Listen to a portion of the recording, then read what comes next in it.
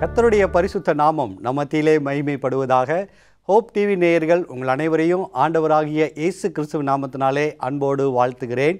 இனிய துவக்கம் இந்த நிகழ்ச்சியின் வாயிலாக உங்களை சந்திப்பதில் நானும் என்னுடைய மனைவியும் மகிழ்ச்சி அடைகிறோம். இந்த நாளின் இனிய துவக்கம் நிகழ்ச்சியை துவங்குவதற்கு முன்பதாக இந்த நிகழ்ச்சி எப்படியெல்லாம் ஆசீர்வாதமாக இருக்கிறது அப்படின்றத ஒரு நேயர்கள் நமக்கு சொல்லும் போது ரொம்ப ஆச்சரியமாக இருக்குது. அன்றைக்கி ஃப்ரான்ஸ்லேருந்து ஒரு சகோதரி வந்திருந்தாங்க. அவங்க இந்த நிகழ்ச்சியை நான் அப்படியே தொடர்ந்து பார்த்துட்ருக்கிறேன், ரொம்ப ஆசீர்வாதமாக இருக்குது அப்படின்னு சொல்லி சொன்னாங்க. ரொம்ப உற்சாகமாக இருந்தது அந்த வார்த்தைகள். நமக்கு நிறைய பேருக்கு இது ஆசீர்வாதமாக இருக்கிறது என்பது நமக்கும் மிகுந்த மகிழ்ச்சியான ஒரு காரியம். ஆண்டவர் நம்மளை இந்த நிகழ்ச்சியின் மூலமாக நம்மளையும் ஆசீர்வதிக்கிறாங்க, நிறைய நேயர்களையும் ஆசீர்வதிக்கிறாங்க. உங்களுக்கு எப்படி இருக்குது இந்த நிகழ்ச்சி? ஆண்டவருடைய நாமத்தையும் நம்ம வேத வசனத்தையும் தியானம் பண்ணும்போது புது புது காரியங்கள் ஆண்டவர் நம்மளுக்கு கற்றுக் கொடுக்குறாங்க. அது நம்ம வாழ்க்கைக்கு ரொம்ப யூஸ்ஃபுல்லாக இருக்குது. நேயர்களும் இது கேட்கும்போது அவங்களும் இதனால் ஆசீர்வாதம் பெறுவாங்க. நான் கர்த்தருக்குள் விசுவாசிக்கிறேன். நிறைய பேர் இது வரைக்கும் ஆசீர்வாதம் அடைஞ்சிருப்பாங்க. ஆண்டவருக்கு அதுக்காகவும் நன்றி செலுத்துக்கிறேன். ஆமென், ஆமென். இனிய துவக்கம் அப்படின்னாலே ஒரு நல்ல ஸ்டார்ட் இருக்கணும் அப்படின்னு நினைப்போம். சில பேர் ஒரு நாள் எந்திரிக்கும் போதே ஐயோ இப்படி இருக்க நான் என்ன செய்ய போகிறேன் அப்படின்னு நினச்சிட்டு இருக்கலாம். ஆனால் ஆண்டவர் சொல்கிறாங்க, உனக்காக நான் எல்லாத்தையும் செய்கிறேன். சங்கீதம் 138 சொல்லும் போது கர்த்தர் எனக்காக யாவையும் செய்து முடிப்பார் அப்படின்னு சங்கீதக்காரன் ரொம்ப கான்ஃபிடெண்ட்டாக பேசுகிறார். அந்த வசனத்தை மையப்படுத்தி எழுதப்பட்ட ஒரு பாடல் தான் எனக்காக யாவற்றையும் செய்பவரே எனக்கினி பயமில்லை உலகினிலே அப்படின்னு அழகான ஒரு பாடல் வரிகள் சொல்லுகிறது. அந்த பாடலை இந்த நிகழ்ச்சியின் ஆரம்பமாக நம்ம உற்சாகமாக பாடி ஆண்டவரை மகிமைப்படுத்துவோமா?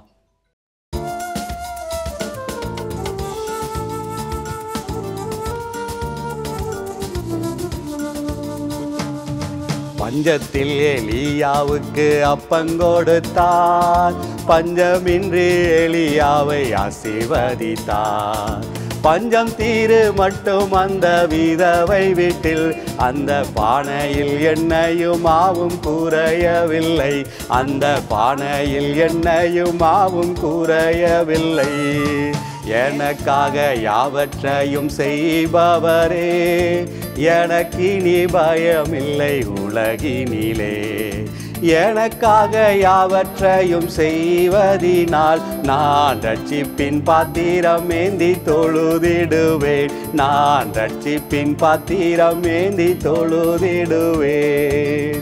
ஆண்டவர் சொல்கிறாங்க, நாளைய தினத்தை குறித்து நீ என்ன பண்ணாத, கவலையே படாத, நான் பார்த்துக்கிறேன் அது எல்லாத்தையும் அப்படின்னு சொல்கிறாங்க.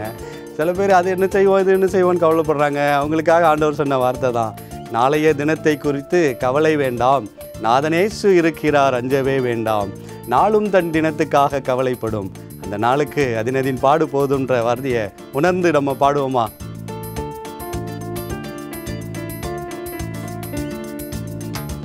நாளைய தினத்துக்காக கவலை வேண்டாம், நாதனேசு இருக்கிறார் அஞ்சவே வேண்டாம். நாளும் தண்டினத்துக்காய் கவலைப்படும், அந்த நாளுக்கு நாளுமே அதன் பாடுகள் போதும், அந்த நாளுக்கு நாளுமே அதன் பாடுகள் போதும். எனக்காக யாவற்றையும் செய்பவரே எனக்கினி பயமில்லை உலகினிலே. எனக்காக யாவற்றையும் செய்வதினால் நான் ரட்சிப்பின் பாத்திரம் ஏந்தி தொழுதிடுவேன், நான் ரட்சிப்பின் பாத்திரம் ஏந்தி தொழுதிடுவேன். அல்லேலூயா. சங்கீதக்காரன் எழுதும் போது எவ்வளோ உற்சாகமாக இருந்திருக்கும்ல. அவருடைய அனுபவங்கள்லேருந்து நிறைய காரியங்கள் எழுதியிருக்கிறாரு. அதில் பார்க்கும்போது எனக்காக ஆண்டவர் எல்லாத்தையும் செய்கிறாரு அப்படின்னு ஃபீல் பண்ணி அந்த வார்த்தை அப்படியே ஆவியில் நிறைஞ்சவருக்கு வந்திருக்கும் போல். கர்த்தர் எனக்காக யாவையும் செய்து முடிப்பார் அப்படின்னு சொல்லி முடிப்பார்னே சொல்கிறாரு. அதாவது முடிச்சிடாரு, அவர் எல்லாத்தையும் எனக்காக செஞ்சிருவார் அப்படின்னு சொல்லி. உங்கள் வாழ்க்கையில் ஏதாவது உங்களுக்காக ஆண்டவர் செஞ்சு முடித்த அனுபவம் ஏதாவது இருக்குங்களா? என்னுடைய சின்ன வயசுலேருந்து ஆசைகள் எல்லாம், சில ஆசைகள் நம்மளுக்கு இருக்கும். அந்த ஆசைகள்லாம் நிறைய ஆண்டவர் நிறைவேற்றியிருக்காங்க. சின்ன வயசில் ஃப்ளைட்டு போய் சுற்றி பார்க்கணுன்னு எனக்கு ஆசை. உள்ளே போயிட்டு ரிலேஷனில் ஒருத்தவங்க பக்கத்தில் அவங்க சுற்றி பார்க்க போகும்போது எனக்கு எங்கள் ஃபேமிலியை கூப்பிடவே இல்லை. அப்போது நான் உட்காந்து கூப்பிடாமல் போயிட்டாங்க, அவங்க மட்டும் போய் சுற்றி பார்த்துட்டாங்க அப்படின்னு சொல்லிட்டு அழுதுட்டு இருந்தேன். ஆனால் ஆண்டவர் இப்போ வந்து எனக்கு இதோட 12 டைம்ஸ் நான் ஃப்ளைட்டில் போயிட்டு வந்திருக்கேன். ஆமென். ஆண்டவர் கிருபை ஹல்லேலூயா. செஞ்சிருக்காங்க. அது மாதிரி நிறைய நம்மளுடைய ஆசைகள் விருப்பங்கள் கூட ஆண்டவர் அறிந்து நம்மளுக்கு என்னென்ன தேவை எந்தெந்த காலகட்டத்திலன்னு முன்னதாகவே ஆண்டவர் என்ன பண்ணுறாங்க, நம்மளுக்கு ஏற்பாடு பண்ணி ஆயத்தம் பண்ணி வச்சு நம்ம வாழ்க்கையை நடத்துகிறாங்க. ஆமென் ஆமென். நமக்காக யாவையும் செய்து முடிக்கிறாங்க. அதாவது நம்முடைய இருதயத்தின் ஆசைகளை நீங்கள் சொன்ன அனுபவத்திலேருந்து பார்க்கும் பொழுது இதயத்தில் நீங்கள் யோசித்து அழுததை கூட ஆண்டவர் யோசித்து என் பிள்ளை அழுகக்கூடாது அப்படின்னு சொல்லி என்ன பண்ணுறாங்க, செய்து முடிக்கிறாங்க. அதை பார்க்குறதில்ல, அதிலே போகிறதுக்கே ஆண்டவர் பிரயாசம் கொடுத்துருக்குறாங்க, உங்களுக்கு வாய்ப்பு கொடுத்துருக்குறாங்க. ஆண்டவருக்கு நன்றி சொல்லலாம். இப்படி பல அனுபவங்களை நினச்சி தான் சங்கீதக்காரர் என்ன பண்ணுறாரு, அவர் பாடல்களை அதிகமாக எழுதியிருக்கிறாரு. அந்த அனுபவங்களே பாடலாக வரும்போது ரொம்ப ஆசீர்வாதமாக அவருக்கு மாத்திரம் இல்லை, நம்ம எல்லாருக்குமே இன்றைக்கு வரைக்கும் ஆசீர்வாதமாக இருக்கிறத பார்க்குறோம். தொடர்ந்து இந்த நாளின் இனிய துவக்கம் நிகழ்ச்சியில் நம்ம இன்னும் அநேக காரியங்களை வேதாகமத்திலிருந்து படிக்கலாம். ஒரு சிறிய இடைவேளைக்கு பின்னாடி நேயர்களே, ஒரு சிறிய இடைவேளைக்கு பின் இனிய துவக்கம் இந்த நிகழ்ச்சி மீண்டும் தொடரும். நேயர்களே, இடைவேளைக்கு பின் இனிய துவக்கம் இந்த நிகழ்ச்சிக்குள்ளாய் மீண்டும் உங்களை அன்போடு வரவேற்கிறேன். இனிய துவக்கம் நிகழ்ச்சியில் இடைவேளைக்கு முன்னாடி நம்ம எனக்காக யாவற்றையும் செய்பவரே அப்படின்னு உற்சாகமாக ஆண்டவரை பாடி புகழ்ந்து ஆண்டவரை மகிமைப்படுத்தினோம். இப்போது நிகழ்ச்சியின் இந்த பகுதியில் நம்ம எதை குறித்து படிக்க போகிறோம்? நிகழ்ச்சியில் இந்த பகுதியில் எனக்கு இயேசு கிறிஸ்துவின் பிரசங்கங்களை மலை பிரசங்கம் ரொம்ப பிடிக்கும். அந்த மலை பிரசங்கத்திலேருந்து ஒரு பகுதியை இன்றைக்கி நம்ம பார்க்கலாம். மத்தேயு எழுதின சுவிசேஷம் 5ஆம் அதிகாரம் 13வது வசனம். மத்தேயு 5:13. நீங்கள் பூமிக்கு உப்பாய் இருக்கிறீர்கள். உப்பானது சாரமற்று போனால் எதினால் சாரமாக்கப்படும்? வெளியே கொட்டப்படுவதற்கும் மனுஷரால் மிதிக்கப்படுவதற்குமே ஒழிய வேறொன்றிற்கும் உதவாது. இதில் ஆண்டவர் சொல்கிறாங்க, நீங்கள் பூமிக்கு உப்பாய் இருக்கிறீர்கள் அப்படின்னு சொல்லி. நம்ம சாப்பாடு செய்கிறோம், வீட்டில் சமையல் செய்யும் போதோ அதை சாப்பிட்றோம், அதில் வந்து உப்பு போடலைன்னா எப்படி இருக்கும்? சாப்பிடவே முடியாது. டேஸ்ட்டு வந்து எடுத்து காட்டாது. டேஸ்ட்டு வந்து உப்பு வந்து எடுத்து காட்டுது. நம்மளுக்கு உப்பு போடும்போது நல்லா டேஸ்ட்டாக இருக்குது, அந்த டேஸ்ட்டை வந்து எடுத்து காட்டுறதை நம்ம பார்க்கலாம். அப்போது உப்பு வந்து ஒரு உணவுக்கு வந்து சுவையை வந்து என்ன பண்ணுது, கூட்டி கொடுக்குது. அது என்ன சுவையோ அதை எடுத்து கரெக்டாக காட்டுதுன்னு நம்ம பார்க்கலாம்.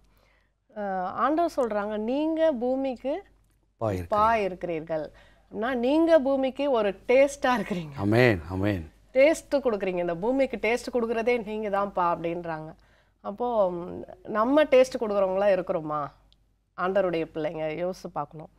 டேஸ்ட்டுனா பூமிக்கு ஒரு உள்ள டேஸ்ட்டு அப்படின்னா ஒரு நல்ல குணங்கள் தான் வந்து நம்மளுக்கு அந்த மனுஷனுக்கு அந்த மனுஷனை வந்து எப்படி சொல்கிறது, ஆவிக்குரிய வாழ்க்கையில் ஆவிக்குரிய கனிகள் தான் மனிதனுடைய வாழ்க்கையில் ஒரு டேஸ்ட்டு கொடுக்குற காரியமாக இருக்குது. கண்டிப்பாக இவன் நல்லவன் கெட்டவன், இப்போ நல்ல பழம் கெட்ட பழம்ன்றதை நம்ம சாப்பிட்டு பார்த்தா தான் அதை சொல்ல முடியும்.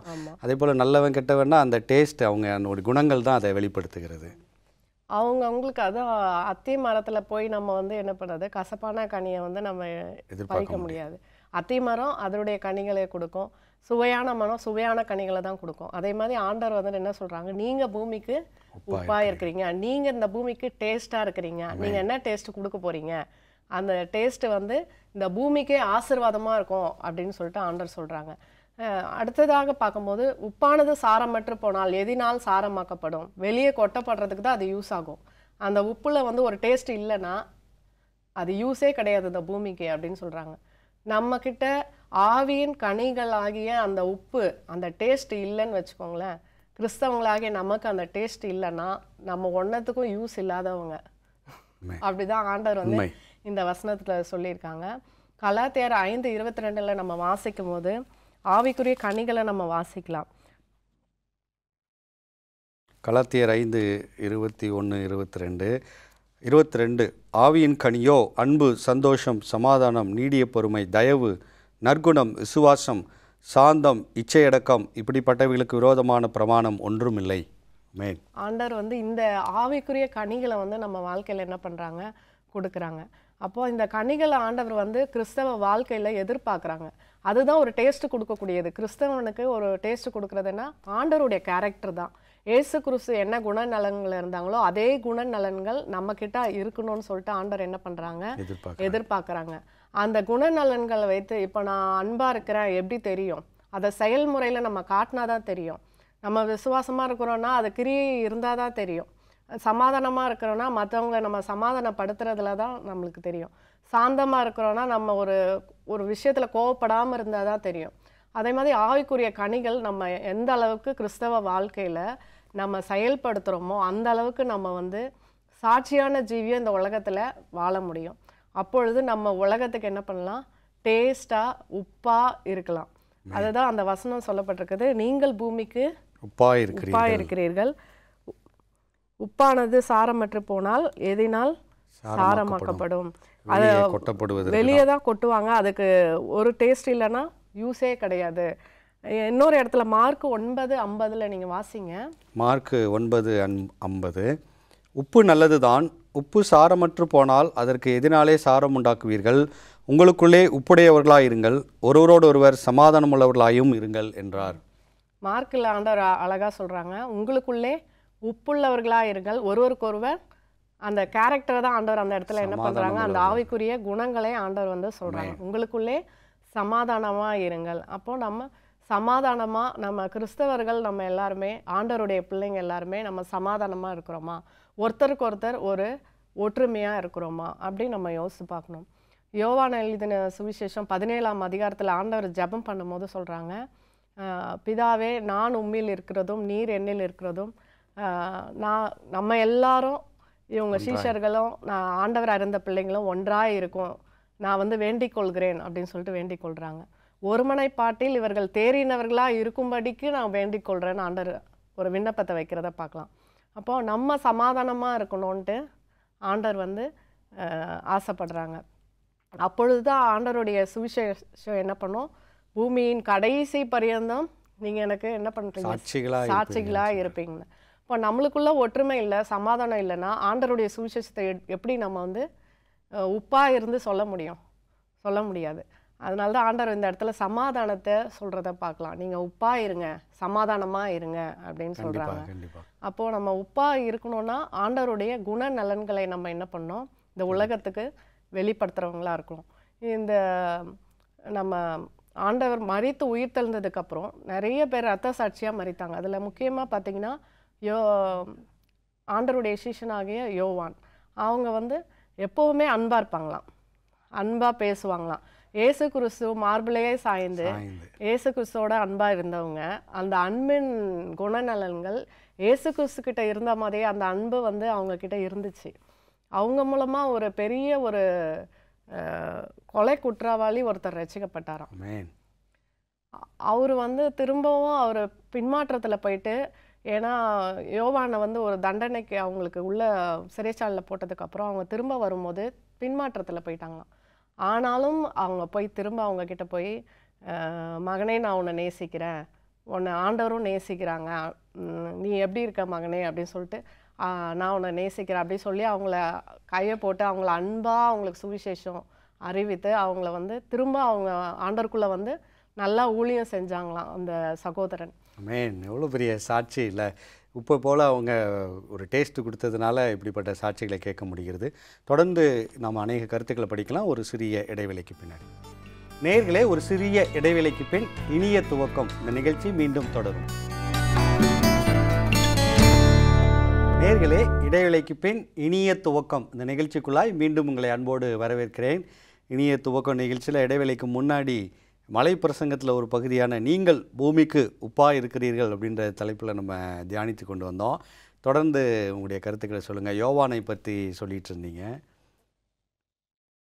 அவங்க அந்த சகோதரனை வந்து, நான் உன்னை ரொம்ப அதிகமாக நேசிக்கிறேன் மகனே, ஆண்டவருடைய நேசத்தை நீனும் மற்றவங்க கிட்ட வெளிப்படுத்து அப்படின்னு சொல்லிட்டு, நான் உன்னை நேசிக்கிறேன் நீனும் மற்றவங்களை நேசி அப்படின்னு சொல்லிட்டு அவங்க வந்து அதை சொல்லிக்கிட்டே இருப்பாங்களாம். ரொம்ப வயதானதுக்கப்புறம் ஆண்டவருடைய சிஷ்யனாகிய யோவான் வந்து அவங்க வரவங்களை, ரொம்ப வயதாகி அந்த எருசலேம் ஆலயத்துக்கு பக்கத்தில் அவங்க உட்காந்துட்டு வரவங்களெல்லாம் இதே கூற்றே சொல்லிகிட்டு இருப்பாங்களாம். ஆண்டவர் உன்னை நேசிக்கிறார், நீ மற்றவர்களை நேசி, நானும் உன்னை நேசிக்கிறேன் அப்படின்னு சொல்லிட்டு அதை மட்டும்தான் சொல்லுவாங்களாம். யார் வந்தாலும் அதையே சொல்லிகிட்டு இருப்பாங்களாம். ஆண்டவருடைய அன்பு அதுவும் மகனே மகனே அப்படி தான் சொல்லுவாங்களாம், மகளே அப்படின்னு சொல்லுவாங்களாம். ரொம்ப அதிகமாக ஆண்டவருடைய அன்பை வெளிப்படுத்துகிறவங்களா அவங்களுக்கு அந்த குணநலன்களை ஆண்டவர் வந்து அதிகமாக கொடுத்துருந்தாங்க. ஆவிக்குரிய கனிகள் அதை வெளிப்படுத்தும் பொழுது அதை அவங்களுடைய அன்பை அறிஞ்சவங்க நிறைய பேர் ஆண்டவருடைய சத்தியத்தை தெரிஞ்சுட்டு மேசியாவாகிய இயேசு கிறிஸ்து அப்படின்னு ஆண்டவரை ஏற்றுக்கொண்டாங்க, ரட்சிக்கப்பட்டாங்க. ஆண்டவருடைய சத்தியத்துக்குள்ளே நிறைய பேர் வந்தாங்களாம், ஞானஸ்தானம் எடுத்தாங்களாம். அப்போது நம்மளுடைய கேரக்டர், நம்மளுடைய குணங்கள் எப்படி ஆண்டவர் நம்மளுக்கு ஆவிக்குரிய கனிகள் கொடுத்துருக்காங்களோ அதை நம்ம டெவலப் பண்ணணும். நம்மக்கிட்ட கோபமான குணங்கள் இருக்குதா, அல்லது நம்மளுக்கு என்னென்ன தவறுகள் எந்தெந்த இடத்துல நம்ம பண்ணுறோம் அதெல்லாம் நம்ம என்ன பண்ணோம், சரி பண்ணி நம்ம வந்து சாரம் உள்ளவர்களாக எப்போவுமே நம்ம வந்து வச்சுக்கணும். அந்த சாரம் இல்லாமல் நம்ம என்ன பண்ணணும் ஆயிட்டோன்னா நம்ம வந்து வெளியே கொட்டப்படுறதுக்கு தான், மனுஷரால் மிதிக்கப்படுறதுக்கு தான் நம்ம யூஸ் ஆகுமே தவிர ஆண்டவர் நம்மளை பயன்படுத்தவே முடியாது.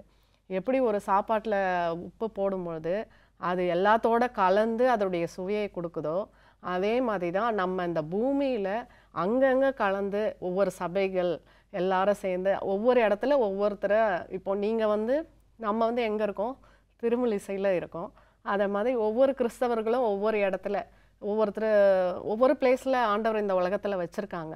அப்போ எல்லாரும் ஒவ்வொரு இடத்துலையும் என்ன பண்ணோம், சாட்சியாய் சுவையாய் கிறிஸ்துவினுடைய கேரக்டரை குணநலன்களை வெளிப்படுத்தும் போது ஆண்டவர் நாம மகிமைப்படும். இந்த பூமிக்கு நம்ம என்ன பண்ணுறோம், ஒரு உப்பாக மற்றவர்களை ஆண்டவருடைய சத்தியத்தில் அழைத்து செல்றவங்களாக நம்ம ஆண்டவர் மாற்றியிருக்கோம். அமேன் அமேன். பூமிக்கு நம்ம உப்பாக இருக்க வேண்டும், எல்லாரோடையும் மிக்ஸ் ஆகி ஆண்டவருடைய சுவையை நாம் கொடுக்க வேண்டும், ஆவியின் கனியை நாம் கொடுக்க வேண்டும் அப்படின்னு ஆண்டவர் விரும்புகிறாங்க. அதுதான் மலைப்பிரசங்கத்துலேயும் நமக்கு சொல்லி, நீங்கள் பூமிக்கு உப்பாக இருக்கிறீங்க, நீங்கள் சுவையை கொடுக்கணும், அதன் மூலமாக அவங்க என்னை அறிந்து கொள்ள வேண்டும் அப்படின்னு ஆண்டவர் விரும்புகிறாங்க. நல்ல கருத்துக்களை இந்த மலைப்பிரசங்கத்திலேருந்து நீங்கள் பகிர்ந்து கொண்டீங்க, ரொம்ப நன்றி. நிச்சயமாக நமக்கு ஆசீர்வாதமாக இருந்தது. தொடர்ந்து நம்ம இந்த பகுதியில், நிகழ்ச்சியின் இந்த பகுதியில் நம்ம ஒரு வாக்குத்தத்தத்தோடு நம்ம நிறைவு செய்யலாம். இந்த நாளின் வாக்குத்தத்தமாக ஏசாயா தீர்க்கதரிசி மூலமாக இஸ்ரவேல் ஜனங்களோடு பேசின ஒரு வாக்குத்தத்தம். ஏசாயா 41:14 வசனம். ஏசாயா 41:14. யாக்கோபு என்னும் பூச்சியே, இஸ்ரவேலின் சிறு கூட்டமே, பயப்படாதே, நான் உனக்கு துணை நிற்கிறேன் என்று கர்த்தரும் என் பரிசுத்தரும் ஆகிய உன் மீட்பர் உரைக்கிறார். ஆமென் ஆமென். யாக்கோபு என்னும் பூச்சியே, இஸ்ரவேலின் சிறு கூட்டமே, பயப்படாதே, நான் உனக்கு துணை நிற்கிறேன் அப்படின்னு ஆண்டவர் சொல்கிறாங்க. இங்கே பூச்சி எப்படி இருக்கும்னு பார்த்துருக்கீங்களா? குட்டியோன்னு ரொம்ப சின்னதாக இருக்கும், அதுக்கு ஒரு முதுகெலும்பு கூட கிடையாது அப்படின்னு சொல்லுவாங்க அந்த பூச்சிக்கு. அப்படி இருக்கக்கூடிய அந்த பூச்சியை யாருக்கு ஒப்பிட்டு சொல்கிறாரு? யாக்கோபே, இஸ்ரவேலே. யாக்கோபு என்னும் பூச்சியே, இஸ்ரவேலின் சிறு கூட்டமே. இந்த உலகத்தை முழுவதுமாக ஆண்டவர் கம்பேர் பண்ணும்போது இஸ்ரவேல் ஜனங்கள் எப்படி தான் இருந்தாங்க? ஒரு பூச்சி மாதிரி கொஞ்சமாக சிறு கூட்டமாக இருந்தாங்க. அதனால் அவங்கள பார்த்து ஆண்டவர் சொல்கிறார், நீ இந்த உலகத்தை பார்த்து நீ பயப்பட வேண்டியதில்லை, ஏன்னா யார் நான் கூட இருக்கிறேன், நான் உனக்கு துணை நிற்கிறேன் அப்படின்னு இங்கே சொல்கிறாங்க. இப்போது ஒருவேளை நமக்கு பேக்ரவுண்ட் இல்லாமல் இருக்கலாம், பெரிய நம்முடைய குடும்பத்தில் ஒரு பெரிய பேக்ரவுண்ட் இல்லாமல் இருக்கலாம், நமக்கு துணையாக யாரோ சப்போர்ட்டுக்கு யாரும் இல்லாமல் இருக்கலாம் இல்லையா? முதுகெலும்பு மாதிரி இல்லாமல் நமக்கு யாரும் இல்லாமல் இருக்கலாம். இதை பார்த்து கொண்டு இருக்கிற யாராக இருந்தாலும் சரி, நமக்கு அப்படி இருக்கலாம். ஆனால் யார் நமக்கு துணை நிற்கிறாங்களாம்? கர்த்தரும் இஸ்ரவேலின் இரட்சகருமாகிய நான் இருக்கிறேன்னு சொல்கிறாங்க. நான் இருக்கிறேன் அப்படின்னு சொல்லி ஆண்டவர் சொல்கிறாங்க. இந்த உலகத்தில் உள்ள யார் சப்போர்ட்டுக்கு இருந்தாலும் ஒரு நாள் அவங்க என்ன ஆகிடுவாங்க? விழுந்து போயிடுவாங்க. அவங்க நம்மளை ஒரு நாள் விட்டுட்டு போயிடுவாங்க. ஆனால் தேவன் ஒரு நாளும் நம்மை கைவிடுகிறதில்லை. அல்லேலூயா. ஒரு நாளும் அவர் நம்மளை விடுறதில்லை. அவர் துணையாக நமக்கு நின்னாருன்னா நமக்கு எந்த பிரச்சனைகளும் நம்ம அருகில் வராது. உதாரணமாக நம்ம நாட்டோட முதலமைச்சர், நம்ம ஸ்டேட்டோட முதலமைச்சர் நமக்கு துணையாக நிற்கிறாங்கன்னா, யாராவது நம்ம ஸ்டேட்டில் நம்மளை வந்து தொல்லை பண்ணுவாங்களா? ஒருத்தரும் பக்கத்தில் வரமாட்டாங்க. ஆனால் வேறு ஸ்டேட்டுக்கு போனால் கண்டிப்பாக நம்மளுக்கு பிரச்சனை வரலாம். ஆனால் ஆண்டவர் நமக்கு துணை நிற்கும் பொழுது எங்கே போனாலும் எங்கே வந்தாலும் நமக்கு எந்த பிரச்சனைகளோ வராது. அவங்க நமக்கு துணையாக நின்று நம்மை பாதுகாப்பாங்க. இப்போ துணை அப்படின்னு சொல்லும் போது, நான் உனக்கு துணை நிற்கிறேன் அப்படின்னு சொல்கிறார். நான் உன் கூட நிற்கிறேன் அப்படின்னு சொல்கிறத விட துணை நிற்கிறேன் அப்படின்னு சொல்கிறார். துணை அப்படின்றத எப்படி நீங்கள் நினைக்கிறீங்க? இப்போ ஒரு ஃப்ரெண்டோ அல்லது கணவனோ மனைவியோ ஒரு துணையாக சொல்லப்படுவாங்க, கம்பேனியன் அப்படின்னு சொல்லுவாங்க. துணை அரசியல்வாதிங்க பக்கத்துல வந்து ஒரு துணை பாதுகாப்புக்காக வைக்கிறாங்க. பாதுகாப்பு படை இருப்பாங்க, அவங்க பாதுகாக்கிறதுக்காக. போலீஸ். ஆனால் அந்த பாதுகாப்பு படை கூட ஒரு நாள் எங்கே நம்ம மேலே குண்டு பட்டுருமோன்னு சில நேரம் விலகிறதுக்கு வாய்ப்பு இருக்குது. ஆனால் துணையாக வரவங்க யோசிச்சு பாருங்கள், ஒரு ஃப்ரெண்டோ அல்லது ஒரு கணவனோ மனைவியோ, ஐயோ என் மனைவிக்கு எதுவும் ஆகிடக்கூடாது, என் கணவனுக்கு எதுவும் ஆகிடக்கூடாதுன்னு என்ன பண்ணுவாங்க, முன்னாடி வந்து நிற்கக்கூடிய ஒரு நபராக இருப்பாங்க. அதனால தான் ஆண்டவர் சொல்கிறாங்க, நான் உனக்கு துணை நிற்கிறேன், நான் உன் கூட நிற்கிறேன் அப்படின்னு சொல்லி துணையாக நிற்கிறேன். துணை அப்படிங்கும்போது நிச்சயமாக என்னை தாண்டி உனக்கு எதுவும் வராது அப்படின்னு சொல்லி ஆண்டவர் என்ன பண்ணுறாங்க, ஒரு கன்ஃபர்மேஷன் கொடுக்குறாங்க. இந்த யாக்கோபு இஸ்ரவேல் இந்த ஜனங்களுக்கு கூட இந்த வாக்குத்தத்தத்தை கொடுத்த தேவன் இன்றைக்கி நம்மளுக்கும் ஆண்டவர் சொல்கிறாங்க, நான் உனக்கு துணை நிற்கிறேன், எந்த பிரச்சனை போராட்டம் வந்தாலும் நான் உன் கூட நிற்கிறேன், என்னை தாண்டி உனக்கு வராது அப்படின்னு சொல்லி ஆண்டவர் வாக்களிக்கிறாங்க. வாக்களித்த தேவன் வாக்கு மாறாதவர், அப்படியாக நம்மை நிச்சயமாய் வழி நடத்துவார் என்ற விசுவாசத்தோடு நாம் ஜெபிப்போமா. எங்கள் அன்புள்ள ஆண்டவரே, ஒரு பூச்சி போன்ற ஒரு சிறு கூட்டமாக இருக்கிற எங்களுக்கு நீங்கள் துணையாக இருக்கிறதுனால மாத்திரமே நாங்கள் விசேஷித்தவர்களாக இருக்கணும். ஆண்டவரே, எங்களுக்கு துணையாக இருங்க. இதை பார்த்து கொண்டு ஒவ்வொருவருக்கும் நீ துணையாக இருந்து அவர்களை பாதுகாத்து ஆசீர்வதிக்கும்படியாய் இயேசுவின் மூலம் ஜெபிக்கிறோம் நல்ல பிதாவே. ஆமென். ஆமென். ரொம்ப அற்புதமான ஒரு நிகழ்ச்சி, நிறைய காரியங்களை நம்ம கற்றுக்கொண்டோம்.